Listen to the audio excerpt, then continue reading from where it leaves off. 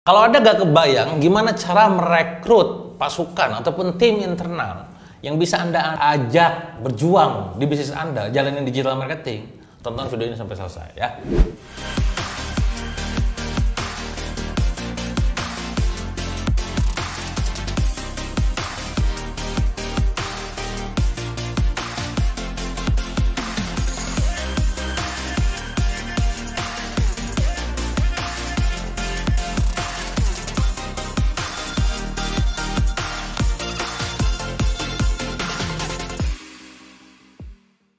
Oke teman-teman semua, di video yang lain saya pernah cerita gimana Anda itu perlu punya 10 posisi untuk bisa memastikan digital marketingnya berjalan dengan baik. Yang tentu itu proses banget, ya gak mungkin langsung tiba-tiba 10. Wah, Anda rekrut 10 langsung tutup lusa gitu ya.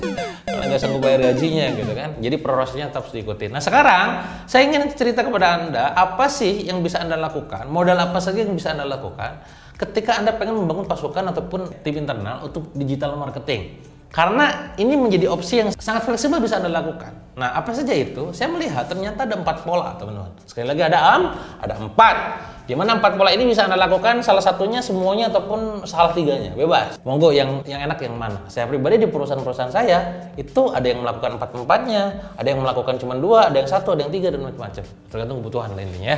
Silakan Anda ngukur dari Anda sendiri mana kiranya Anda tuh berada di mana, cocoknya dipakai yang mana. Apa 4 modal itu? Nomor 1 adalah Anda perlu merekrut orang ahli. Jadi kalau misalkan Anda sekarang, aduh, gue butuh digital strategis nih kayaknya nih, gue butuh content creator gitu ya. Gue males ngebina, yowes lah gue rekrut orang ahli. Hijack misalnya dari perusahaan A, B, C, D, E, wah gaya kan hijack, berapa gaji lu di sana, gue tambahin, gitu-gitu ya. Aktivitas hijack mah hijack gitu kan. Katakanlah Anda dapat orang ahli dengan katakanlah gaji 8 sampai 12 juta gitu ya. Nah itu biasanya teman-teman semua, ketika Anda menggunakan model yang pertama atau pola nomor 1 yaitu merekrut orang ahli, konsekuensinya adalah Anda kudu siap bayar dia dengan nominal yang cukup besar. Ya wajar dong ahli ya. Salah satu karyawan kita di dunia IT mungkin Anda tahu itu sekali gaji bisa nyampe 12,5 juta lebih, bahkan ada yang nyampe 20 juta, tergantung dia berada di level yang mana. Bahkan ada yang mau digaji 25 juta seorang programmer, dibayangkan. Ya wajar karena dia punya value gitu kan. Termasuk juga fungsi-fungsi yang lain, divisi-divisi yang lain itu tergantung. Itu ada hitungannya masing-masing. Tapi poin yang saya sampaikan kepada Anda adalah ketika Anda komitmen, misalkan pengen melakukan poin nomor 1, rekrut orang ahli, maka siap dengan bayaran yang mahal. Jangan protes lagi, jangan komplain lagi nanti ya.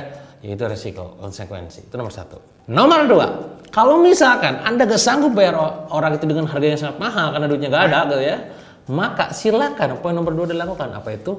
Rekrut newbie, rekrut orang pemula. Kalau tadi rekrut orang ahli, ini rekrut orang pemula atau rekrut newbie. Konsekuensinya ketika Anda merekrut orang yang baru, orang newbie, orang yang nolan di kepalanya itu, yang belum paham ilmu secara teknikal gitu ya, secara teknis eksekusinya, maka Anda siap bina dan bimbing dia. Apakah Anda siap bina dan bimbing dia? Kalau memang Anda siap bina, bimbing dan juga melakukan training untuk dia, entah Anda mentrainingnya atau Anda kirim dia ke training, atau misalkan ikutin workshop, atau suruh baca buku misalkan, monggo dilakukan poin nomor 2. Kecenderungannya adalah memang gajinya tidak terlalu besar karena kan mereka basic, tapi capek effortnya adalah di bagian ngurusin orangnya itu. Kadang juga banyak drama, banyak orang yang cerita ke saya udah dibina, udah dibimbing malah keluar asem gitu kan, udah dipinterin malah keluar gitu. Nah ini adalah sebuah konsekuensi juga yang harus Anda terima. Maka sistem seleksi filtering untuk seleksinya, HRD-nya kudu jago. Gimana caranya mereka daftar itu, ya wes udah daftar udah pinter malah keluar gitu loh. Itu challenge buat Anda. Itu nomor 2. Jadi rekrutlah orang yang newbie, rekrutlah orang-orang yang memang baru, pemula, tapi Anda siap bina, bimbing, dan ngasih training dan juga mentoring. Nomor 3 yang tak kalah penting juga yang boleh Anda lakukan adalah, katakanlah Anda nggak sanggup bayar mahal, Anda nggak sanggup untuk ngebina, ya wes lah percayakan sama orang udah bisa melakukannya. Apa itu namanya? Bayar jasa agensi. Nah konsekuensi yang Anda harus terima ketika Anda bayar jasa agensi adalah Anda tidak bisa leluasa dan tidak siap full kontrol sepenuhnya. Ketika Anda minta data-data penting, bisa jadi dia tidak bisa memberikannya. Ketika Anda nagih, misalkan tiba-tiba dadakan, gue pengen ini, dia nggak bisa karena dia ada load khusus, misalkan ada klien yang lainnya dulu gitu ya. Ketika Anda minta dia untuk ke kantor, tiba-tiba nggak bisa juga karena kan kita berpartner, bukan akar kerja kayak karyawan gitu kan. Nah itu adalah poin nomor 3. Tapi ini bisa menjadi solusi buat Anda. Toh banyak kok di luar sana yang bikin jasa agensi iklan, jasa agensi konten, jasa agensi CS, jasa agensi nonde ya, loba lah pokoknya namanya. Pokoknya banyak banget jasa-jasa agensi yang bikin mempermudah proses digital marketing. Bahkan saya pribadi sekarang di Brilliant Coach sudah mulai mau bikin nih, udah jalan sepertinya untuk jasa mentoring tim digital marketing. Daripada Anda bayar orang untuk katakanlah ngasih training 8 juta, 10 juta, bahkan bisa nyampe puluhan juta, mending Anda pakai jasa kita untuk bisa mementoring tim digital marketingnya. Itu salah satu contoh jasa, gitu ya. Nah, yang keempat adalah Anda ajak partnership dia. Itu artinya adalah Anda ajak kolaborasi dia untuk bisa jalan bisnis itu bareng-bareng Anda. Poinnya di sini berarti kolaborasi. Kolaborasi itu berarti kan Anda kudu saling kenal, saling butuh, saling mengisi, saling nguntungin gitu ya. Nah, poinnya di sini konsekuensinya adalah ketika Anda merekrut atau bukan rekrut jawabannya, berarti di sini adalah bagi hasil kan nantinya. Ajak partnership berarti Anda kudu siap bagi hasil ataupun share profit. Ya, apakah Anda suka dengan gaya begitu? Ketika saya membantu perusahaan-perusahaan banyak, awal ketika saya mulai masuknya itu biasanya adalah berawal dari orang itu pengen dimentoring oleh saya. Dikasih konsultasi bareng saya, mentoring bareng saya gitu kan. Sayangnya saya tidak menerima konsultasi dan mentoring. Karena ngurusin bisnis sendiri aja rempongnya minta ampun. Maka apa yang saya lakukan, kalaupun misalkan Anda tuh pengen saya bantu, maka akan jasanya tuh bukan mentoring ataupun katakanlah bayar gitu ya.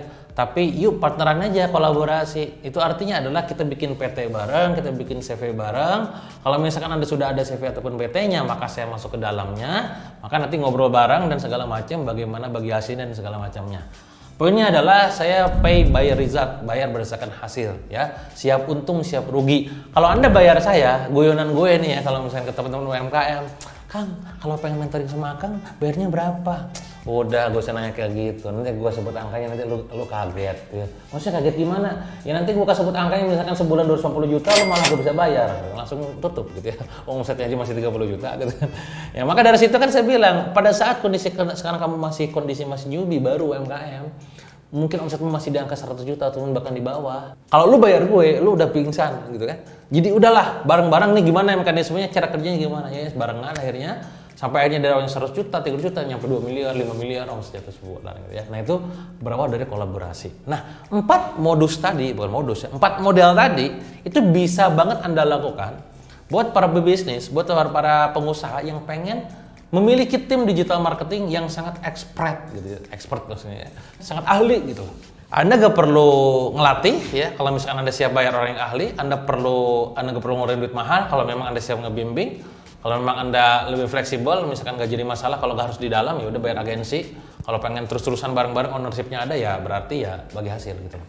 Bisa dipahami gak? Bisa dipahami gak ya? Oh ya, terima kasih. Kalau misalkan nanti Anda tuh pengen pakai jasa kita di Brilliant Coach, silakan nanti cek aja link yang ada di pin komen.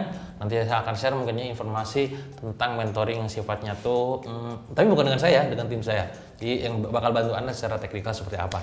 Itu aja mungkin teman-teman untuk video kali ini. Silakan Anda kalau misalkan suka kasih like dulu gitu ya. Kalau memang ada request khusus tentang materi berikutnya, komen di kolom komentar. Nanti insya Allah akan saya jawab di video berikutnya. Terima kasih, sampai jumpa di video berikutnya.